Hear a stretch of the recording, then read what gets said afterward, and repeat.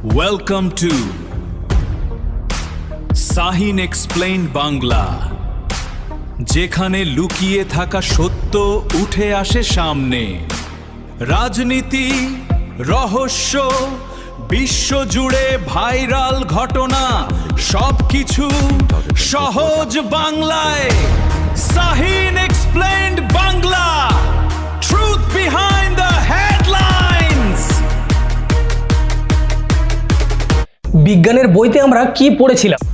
নতুন কোনো ঔষধ বা ভ্যাকসিন আবিষ্কার হলে সেটা প্রথমে ল্যাবরেটরির গিনিপিগ বা ইঁদুরের উপর পরীক্ষা করা হয়। কিন্তু এখন এই কর্পোরেটরদের কাছে সাধারণ মানুষের জীবন এতটাই সস্তা যেন গিনিপিগ বা ইঁদুরের চাইতেও বেশি সস্তা। হ্যাঁ, ঠিকই শুনছেন, এখন আর গিনিপিগ বা ইঁদুরের উপর পরীক্ষা করা হয় না, এখন পরীক্ষা করা হয় থার্ড ওয়ার্ল্ড বা গরিব দেশের সাধারণ নিষ্পাপ শিশুদের উপর। আজ থেকে বছর কয়েক আগে ভারতের অন্ধ্রপ্রদেশ ও গুজরাটের এক অত্যন্ত গরিব অঞ্চলে হাজার হাজার গরিব আদিবাসী স্কুল পড়ুয়া ছাত্রীদের উপর একটি ভ্যাকসিনের ট্রায়াল চালানো হয়। তাদের অভিভাবকেরা জানতেনও না তাদের সন্তানদের শরীরে কি পুশ করা হচ্ছে। ফলাফল শত শত শিশু মারাত্মক অসুস্থ হয়ে পড়ে। আর বেশ কিছু এমন শিশু ছিল যারা চিরতরে চোখ বুজে ফেলে। থিওরি বলছে পর্দার আড়ালে এইসব শাসকেরা দেখতে চেয়েছিল এই ভ্যাকসিন আসলে মানুষের প্রজনন ক্ষমতা কতটা ধ্বংস করতে পারে। আজ এমন এক গোপন এজেন্ডা নিয়ে কথা বলবো যা শুনলে আপনার রক্ত টক বগিয়ে ফুটতে শুরু করবে। Throughout history, some secrets were meant to stay hidden. But the truth cannot be concealed forever. এই যে নিষ্পাপ শিশুদের নিয়ে খেলা করা হচ্ছে, এটার শেষ কোথায়? চলুন যাই আমেরিকার সেই কুখ্যাত জেফ্রি এপস্টিন দ্বীপে। হাইতি বা আফ্রিকার মতো হত দরিদ্র দেশগুলোর মধ্য থেকে নিষ্পাপ বাচ্চা মেয়েদের কিডন্যাপ করে নিয়ে আসা হতো এই দ্বীপে। আদালতের নথিতে এই ফাইলের সাথে যুক্ত হয়েছে পৃথিবীর সবচেয়ে ক্ষমতাধর ব্যক্তিগণ, যেমন আমেরিকার প্রাক্তন প্রেসিডেন্ট বিল ক্লিন্টন, এখনকার বর্তমান প্রেসিডেন্ট ডোনাল্ড ট্রাম্প, ব্রিটিশ রাজপরিবারের প্রিন্স অ্যান্ড্রু, এমনকি বিশ্ববিখ্যাত বিজ্ঞানী স্টিফেন হকিংয়ের নামও এই ফাইলে এসেছে। এটা দেখে পুরো বিশ্ব চমকে গেছে। আর আপনিও কি চমকেছেন? কিন্তু আমি ভাবছি কিভাবে। এছাড়া সৌদি আরবের ক্রাউন প্রিন্স মোহাম্মদ বিন সালমানের নামও এই ফাইলে এসেছে। সৌদি আরবের সাবেক প্রধান নির্বাহী সুলতান আহমেদ বিন সুলাইম এবং কাতারের রাজ পরিবারের সদস্য শেখ জাবের ইউসুফ জসিম আল থানি। আমার কথা হচ্ছে, আগের নামগুলোর কথা বাদ দিলাম, কিন্তু এই যে মুসলিম দেশগুলোর মানুষ, এদের নাম কেন এই ফাইলে যুক্ত হবে? আমি বলছি না যে এরা দোষী বা নির্দোষ, আমার কথা হচ্ছে এদের নাম আসবে কেন এই ফাইলের উপরে?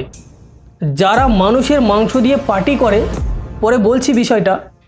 এছাড়া আরও বড় বড় মহারথীর নাম এই ফাইলের সঙ্গে যুক্ত হয়েছে, যেমন কিছু খেলোয়াড় থেকে শুরু করে ফিল্ম ইন্ডাস্ট্রির মানুষও এই ফাইলের সঙ্গে যুক্ত আছে।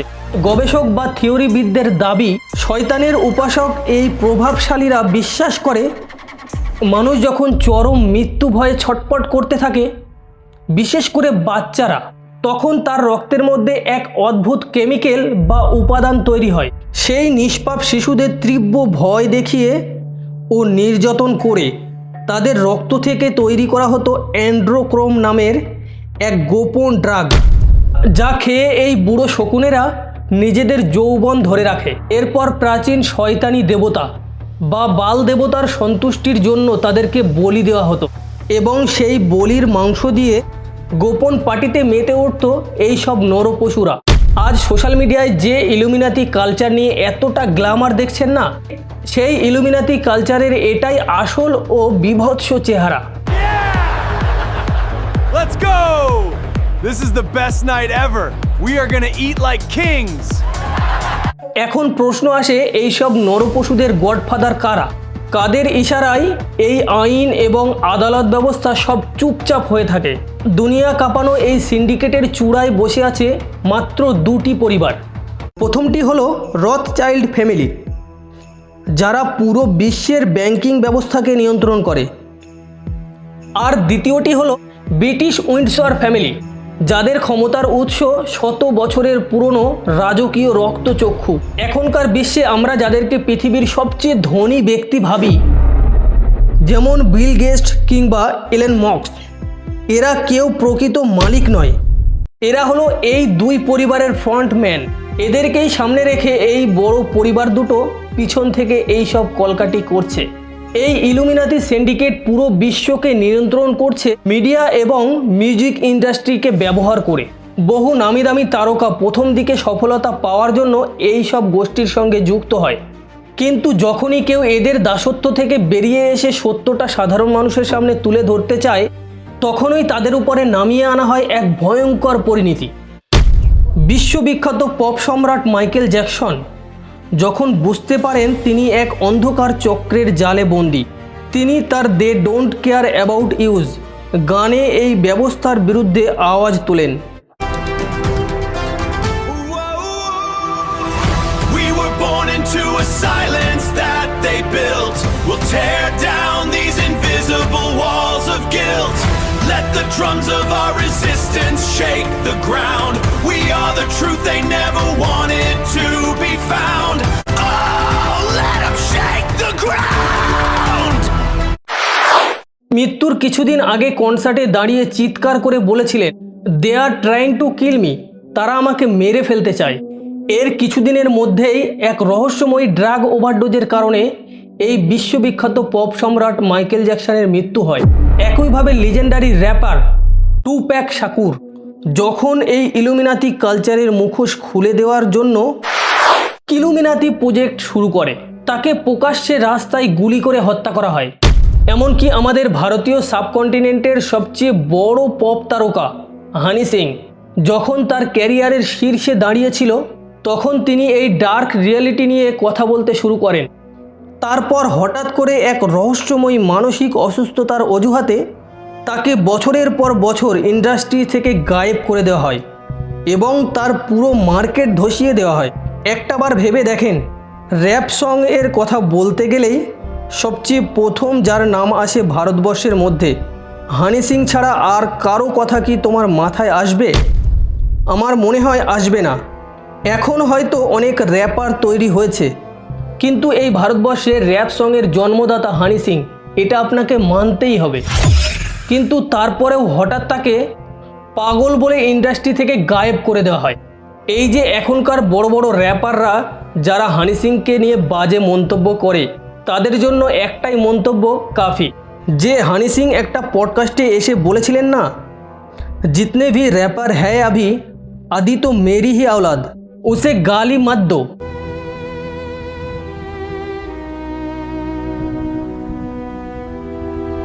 এখন এইখানে একটা আরো বড় প্রশ্ন জাগে, পুরো ইউরোপ আর আমেরিকা যেখানে খ্রিস্টান প্রধান দেশ, তারা কেন এই ইহুদিবাদী চক্রান্তের সামনে মাথা নত করে আছে? কেন তারা চোখ বন্ধ করে ইসরায়েলকে বিলিয়ন বিলিয়ন ডলারের অস্ত্র এবং টাকা সাহায্য দিচ্ছে? এর পিছনে লুকিয়ে আছে এক অদ্ভুত ধর্মীয় ও রাজনৈতিক চাল। আমেরিকার একটি বিশাল খ্রিস্টান গোষ্ঠী আছে যাদেরকে বলা হয় ইভেঞ্জেলিক্যাল খ্রিস্টান। তাদের বাইবেলের কিছু নিজস্ব ব্যাখ্যা অনুযায়ী তারা বিশ্বাস করে শেষ জামানায় জেরুজালেমে ইহুদিদের রাষ্ট্র প্রতিষ্ঠিত হতে হবে এবং সেখানে থার্ড টেম্পল বা তৃতীয় উপাসনালয় তৈরি করতে হবে। তারা মনে করেন এই সব কাজগুলো সম্পূর্ণ হলেই আকাশ থেকে যীশুখ্রিস্ট বা ঈসা আলাইহিস সালাম আবার পুনরায় পৃথিবীতে ফিরে আসবেন। অর্থাৎ নিজেদের ধর্মীয় বিশ্বাসের অন্ধ মোহে এই খ্রিস্টানেরা আসলে ইহুদিবাদীদের হাতের পুতুলে পরিণত হয়েছে, অথচ তারা বুঝতেই পারছে না তারা যাকে আসার পথ তৈরি করে দিচ্ছে সেটা আসলে ত্রাণকর্তা নয়, বরং সে হলো স্বয়ং কানা দাজ্জাল।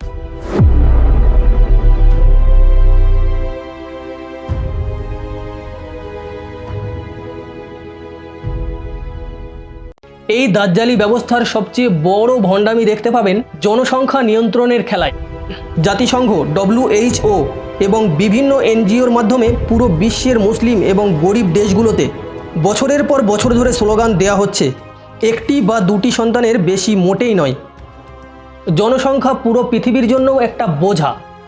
ল্যাবরেটরিতে তৈরি করোনা কিংবা নতুন হান্টা ভাইরাস এর মতো কৃত্রিম মহামারী এবং ক্ষতিকর ভ্যাকসিন দিয়ে মিশন 2030-এর মাধ্যমে বিশ্বের জনসংখ্যা 30% কমিয়ে আনার ছক কষছে এইসব ইলুমিনাতি কালচারের মানুষরূপী হায়নাগুলো। কিন্তু এইবার তাকান আসল খলনায়ক ইসরায়েলের দিকে। তারা পুরো বিশ্বকে জনসংখ্যার ভয় দেখায়, অথচ ডেটা বা পরিসংখ্যান বলছে পুরো উন্নত বিশ্বের মধ্যে ইসরায়েলের জন্মহার সবচেয়ে বেশি। যেখানে ইউরোপ আমেরিকায় প্রতি পরিবারে 1টি থেকে 2টি করে সন্তান থাকে, ঠিক সেইখানেই ইসরায়েলের সাধারণ পরিবারে গড়ে 3টের বেশি করে সন্তান থাকে। আর তাদের দেশের যারা অতি রক্ষণশীল পরিবার, তাদের এক একটি পরিবারে গড়ে 6 থেকে 7টা করে সন্তান থাকে। কি অদ্ভুত বৈপরীত্য, তাই না?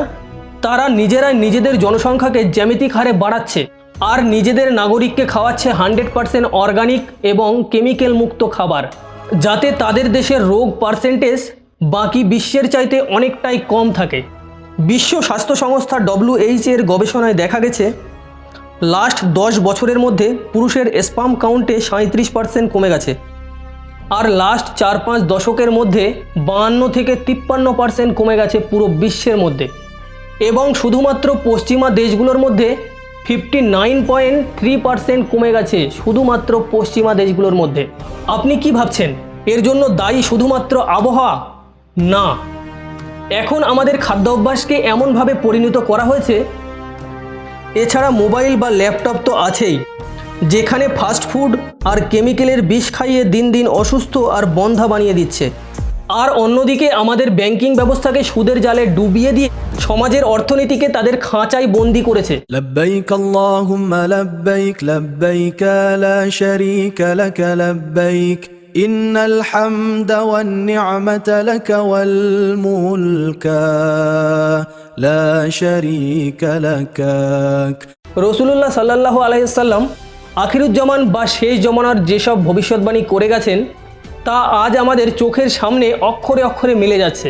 হাদিসে এসেছে শেষ জমানায় এমন এক মহাযুদ্ধ বা মালহামা হবে, যেখানে প্রতি 100 জনের মধ্যে 99 জন মারা যাবে, মানে প্রতি 100 জনের মধ্যে মাত্র 1 জন বেঁচে থাকবে। আজ এই ল্যাবমেড ভাইরাস, জনসংখ্যা কমানোর ইঞ্জেকশন, কৃত্রিমভাবে তৈরি করা খাদ্য সংকট, এগুলোকেই দেখে মনে হচ্ছে শেষ জামানায় যে মালহামা বা যুদ্ধের কথা বলা হয়েছে, সেখানে হয়তো বন্দুক বা গুলির ব্যবহার হবে না। মূলত সেই যুদ্ধ হবে অদৃশ্য এই বায়োলজিক্যাল ওয়েপেন বা জৈব অস্ত্রের মাধ্যমে। পবিত্র কোরআনে যেই সব বিষয়গুলোকে কঠোরভাবে নিষিদ্ধ করা হয়েছে, যেমন সুদ, হারাম কাজ এবং ভেজাল খাদ্যদ্রব্য, যেগুলো মানুষকে দেওয়া এবং নিজে ব্যবহার করার জন্য কঠোরভাবে নিষিদ্ধ করা হয়েছে, কিন্তু আজ এই ইহুদিবাদীরা পুরো বিশ্বকে সুদের জালে এমনভাবে জড়িয়ে ফেলেছে, যার মাধ্যমে পুরো বিশ্বের অর্থনীতিকে পুরোপুরি পঙ্গু করে ফেলেছে। কিন্তু অবাক করা তথ্য হচ্ছে, এই সুদের ব্যবসা বা ভেজাল খাদ্যদ্রব্য তাদের নিজেদের দেশে নিজেদের জন্য মোটেই ব্যবহার করে না। তারা জাতিতে ইহুদি হলেও ইসলামের কোরআনে যেটা বলা আছে সেটা অক্ষরে অক্ষরে পালন করে, বিশেষ করে বৈজ্ঞানিক ব্যাখ্যাগুলো, সেইগুলোকে তারা অক্ষরে অক্ষরে মেনে চলে। অথচ পুরো বিশ্বকে সুদ এবং ভেজাল খাদ্য অভ্যাসে এমনভাবে উৎসাহিত করছে, দেখে মনে হয় এর চাইতে ভালো ব্যবস্থা বা খাদ্যদ্রব্য হতেই পারে না। এই সব কিছুই করা হচ্ছে একজনের জন্য, সেটা আর কেউ নয়, মাসিহুদ দাজ্জাল। দাজ্জালের আগমনের পূর্বে পৃথিবীতে মহামারী, দুর্ভিক্ষ এবং এমন বিশৃঙ্খলা তৈরি করা হবে, যাতে মানুষ নিরুপায় হয়ে দাজ্জালকে তাদের রব হিসাবে মেনে নেয়।